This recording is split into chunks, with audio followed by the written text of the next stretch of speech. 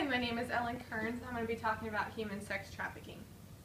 Normally when I think of human sex trafficking, I think about it being somewhere that happens dirty or run down, it's kind of somewhere in a foreign country, but it's actually happening here in America now. I'm going to provide you with statistics, biblical references, and calls to action as they relate to this issue. So like I said before, it's not just happening in foreign countries, other places, it's here in America.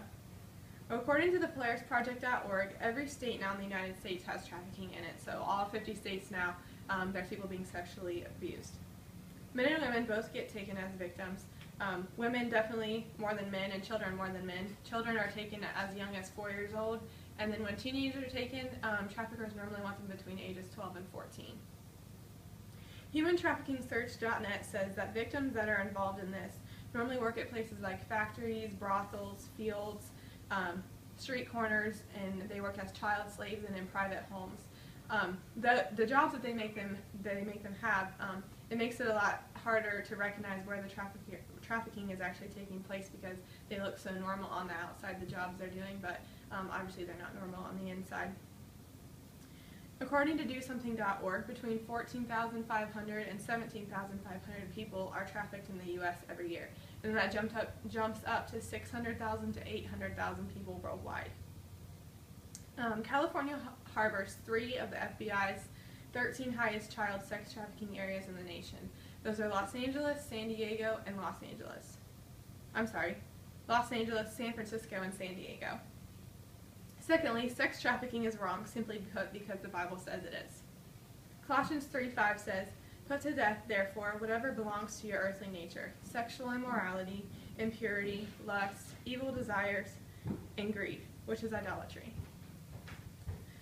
Those couple things at the end of that verse, those I think are all characteristics or things that pertain to the sexual traffickers themselves. And then also Sodom and Gomorrah came to my mind when I was doing research for this.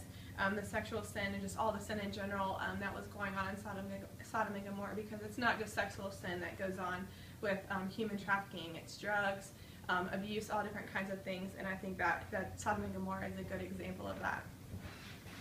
Other verses like Matthew 15:19, Matthew 5:28, and Matthew 5:29 through 30 are also really good verses about sexual sin. So what can we do about this issue? As we know, sexual trafficking is illegal. However, I think there's more that the government could be doing about this.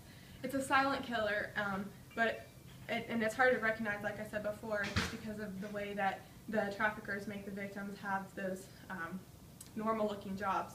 But I think if the government were able to patrol it more or look at it more, if it was easier for them to see, there would be more that they could do to patrol it. Secondly, churches can play a huge role in the awareness also. Prayer is definitely first and foremost in all of this. Victims can be prayed for, and also I think the traffickers themselves should be prayed for just as much as the victims. They all need the prayer.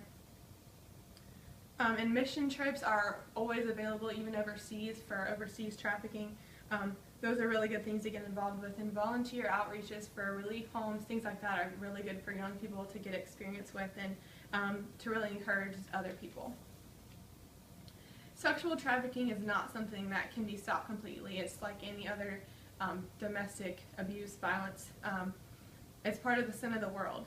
But it can be brought to people's attention, it can be prayed over, and people can take action towards helping to end it. So with every state having some sort of trafficking in it, and knowing that this sick act is going on right here in the States, it should change the view that many people have of this. God certainly has his hand in this issue, but he's put us here to minister and to outreach to his other children that are in need.